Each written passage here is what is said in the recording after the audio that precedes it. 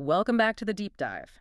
Have you ever stopped to think about how sometimes the most unexpected person, maybe in a really surprising situation, can end up sparking something huge, like a whole movement, maybe just through a story?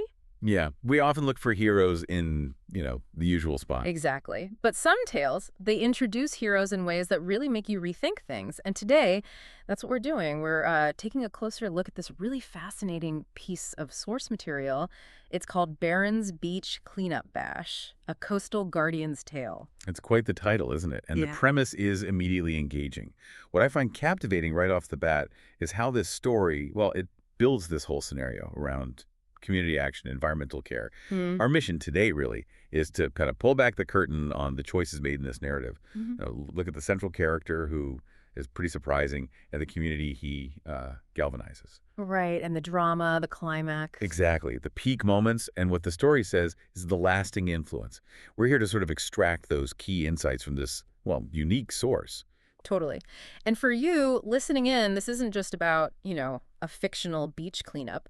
Think of it more like a shortcut, a way to understand how narrative works, how these stories, even if they're made up, can pack in powerful ideas about, say, environmentalism or people working together. Yeah. You'll get a sense of how just one event, if it's told well, can really seem to inspire people, maybe even suggest how things could be. And that's the core of it, I think. We're looking at the blueprint of inspiration within a story. How does it actually create that spark, that feeling that makes you want to know more? That's what we'll be digging into. Okay, so let's unpack it. The story really jumps right in, introducing the main guy, Barron. He's called a giant among us, apparently towering over the volunteers at this surprise beach cleanup bash. It's quite a description, right? The author uses that hyperbole, sets up this memorable image straight away. Yeah, it's strong imagery. And then there's this detail, it's almost funny, kind of disarming, Barron joking about being basically a human ladder for seagull nests. Yeah. And the whole thing, the event itself, it's set on the Mar-a-Lago shores in Florida during summer break. It feels very specific, almost cinematic. You know what's really clever about that introduction, that character bit? It kind of immediately plays with your expectations. How so? Well, you hear giant among us, and you picture someone imposing, maybe even a bit intimidating, right? Yeah, definitely. But then, boom, the self-deprecating humor, the human ladder, it just, well, it grounds him instantly, makes him human. It's a classic narrative trick, really, the gentle giant thing. Ah, okay.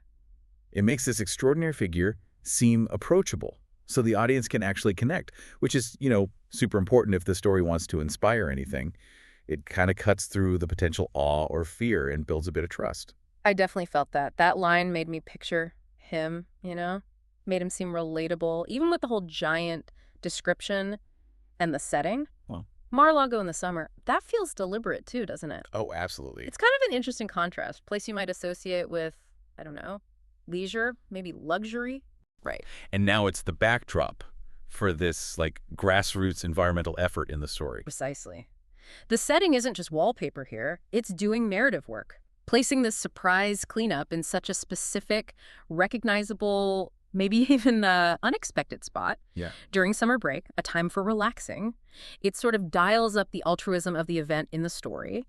It suggests, within the narrative world, that caring for the environment, well, it's something that matters everywhere, even in places of perceived luxury. It crosses boundaries. And the surprise part adds to that too, doesn't it? It feels more organic, like real initiative, not some planned PR thing. Yeah, it definitely makes the event feel more genuine within the story's world. So, okay, building from that setup, the narrative then shows this this unusual figure rallying quite a diverse crowd. Right. As Aaron teams up with local surfers, families. It's not just him alone. The story really emphasizes this community aspect, people pulling together. It makes a point of showing these collaborations. And that's where the narrative starts building towards that idea of bigger impact. The choice of collaborators, local surfers and families, that's pretty symbolic, wouldn't you say? How do you mean? Well, surfers, they inherently have this connection to the ocean, right? They see its health firsthand. So in a story, they're natural advocates. Okay, yeah. And families. That brings in the whole generational thing, protecting the future. So by bringing these specific groups together in the narrative, it's not just showing random people cleaning, it's illustrating a core idea of community action. different people uniting over a shared value. That makes sense. It broadens the appeal within the story, shows it's not just for one type of person. But then the narrative makes a pretty big claim. It says this one event, led by Barron, sparked a whole youth-led environmental movement. That's a key line. That feels like a significant jump from one cleanup to a movement. How does a story make that leap feel, well, believable, even in fiction? Well, that's a crucial point for understanding how narratives can suggest social change, right? The story doesn't necessarily detail every single step of how the movement grows. No, it doesn't. It uses a kind of narrative shorthand. It states the inspiration directly. It's tapping into something we recognize, the idea of modeling.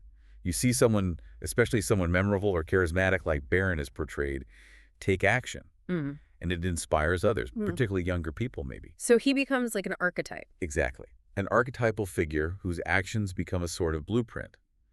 The narrative suggests his direct, relatable action was the visible spark.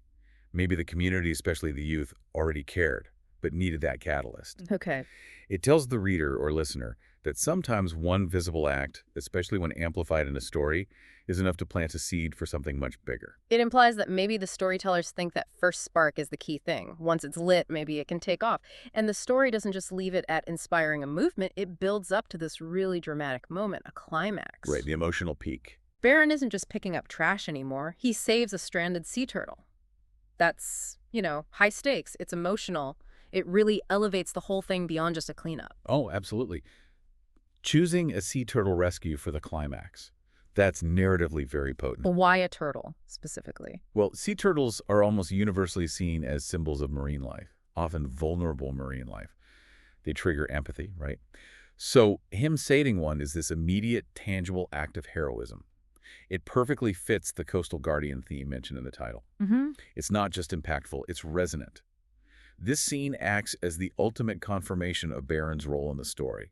He goes from organizer to, undisputed protector. It lifts the narrative beyond just the practical task and touches on something deeper, almost mythic, a call to protect. And the reaction described in the story, the crowd cheering, that feels important too. It's not just him acting alone, there's this collective response. Yes. Those cheers aren't just, sound effects in the background. They serve a vital narrative function. They represent the community's validation of his action. In storytelling terms, that public recognition cements his heroic status. It creates this shared emotional moment, both for the characters there and hopefully for you, the listener, reading about it. It provides that satisfying feeling of resolution for that immediate crisis, the turtle's plight, and reinforces the story's main message. Individual action, especially a dramatic rescue like that, gets noticed, celebrated, and matters. Yeah. It's the storyteller making sure you feel that triumphant moment, that you internalize Barron's success as a win for the whole cause. It's definitely the kind of moment that makes a character stick in your mind. Yeah. That clear act of heroism, the cheers. Yeah. It wraps up that part of the conflict and celebrates the hero's journey, doesn't it? Taking him from this unexpected figure to a confirmed coastal guardian. It really creates that archetypal feel. The whole arc we've discussed, the surprise event, the unique character intro with the humor rallying the community, and then this powerful symbolic rescue, it all reinforces this core idea. The idea that tangible acts of care, especially when dramatized in a story, can build a really deep connection to environmental issues. Yeah. It's quite a skillful use of narrative to drive home a point. So if we bring all these pieces together, the story, Barron's Beach Cleanup Bash, it really gives us a look inside how narratives can be built for impact. It shows how using, say, unexpected leadership, Barron's mix of size and humor, plus specific settings, symbolic collaborators, how all that can build towards a dramatic, emotional peak. And through it all, it suggests how even a fictional event can be portrayed as inspiring something much bigger within its own world. Absolutely. This source material is like a little case study in inspirational narrative. We see how a compelling character, defined by both, the extraordinary and the relatable, acts as the anchor, and how the story carefully crafts the setting, the community involvement, that climactic moment. It all serves this message about environmental action. And it resonates because of those deliberate narrative choices. Understanding how these pieces fit together in a fictional tale helps us maybe see their potential influence on real-world feelings and even motivations. Yeah, this tale really shows how one imaginative event just within a story can be framed as this powerful catalyst for change. It really makes you wonder, doesn't it? How do stories like this one, full of these memorable characters and big moments, actually shape how we see real environmental problems? Hmm. And maybe even how we see our own potential role, whether it's big or small. It gets you thinking about the power of storytelling itself, not just for entertainment, but how it might subtly guide what we understand and maybe even what we do.